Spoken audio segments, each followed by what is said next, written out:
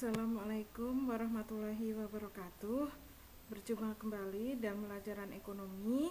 Ini pembelajaran yang kedua, yaitu tentang inflasi. Kemarin kita sudah membahas jenis-jenis inflasi. Nah, sekarang kita akan bahas cara mengendalikan inflasi. Yang pertama yaitu dengan kebijakan fiskal. Ya, kebijakan fiskal ini kebijakan yang berkaitan dengan penerimaan dan pengeluaran anggaran pemerintah.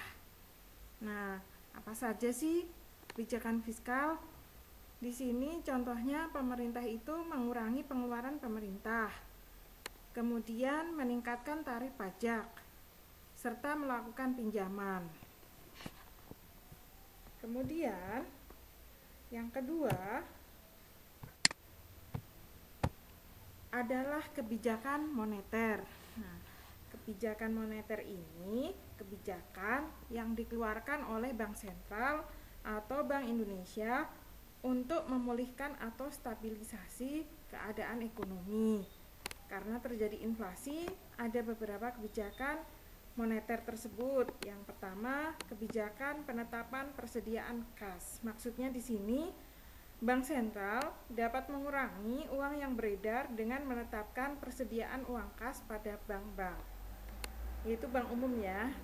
Kemudian yang kedua, kebijakan diskonto. Maksudnya di sini Bank Sentral menaikkan suku bunga sehingga mendorong masyarakat untuk menabung. Jadi masyarakat terdorong untuk menabung karena suku bunganya tinggi, sehingga uang yang beredar berkurang dan akan mengurangi inflasi. Yang ketiga, kebijakan operasi pasar terbuka. Nah, di sini maksudnya adalah Bank Sentral menjual surat-surat berharga, contohnya surat utang negara, sehingga semakin banyak surat berharga yang beredar, maka semakin berkurang uang yang beredar, sehingga mengurangi tingkat inflasi. Nah, terakhir, kebijakan non fiskal dan non moneter. Jadi bukan fiskal dan moneter, tetapi pemerintah melakukan kebijakan. Salah satunya yaitu menambah hasil produksi. Nah, di sini pemerintah memberikan subsidi atau membuat peraturan yang mendorong pengusaha menjadi lebih produktif, sehingga hasil produksi bertambah.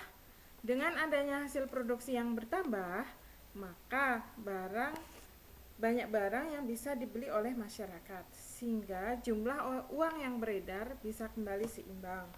Yang kedua, mempermudah masuknya barang impor. Kenapa?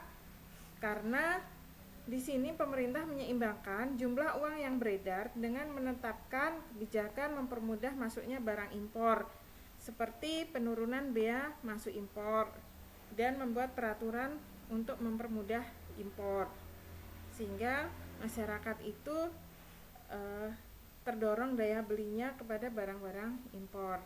Kemudian menstabilkan pendapatan masyarakat.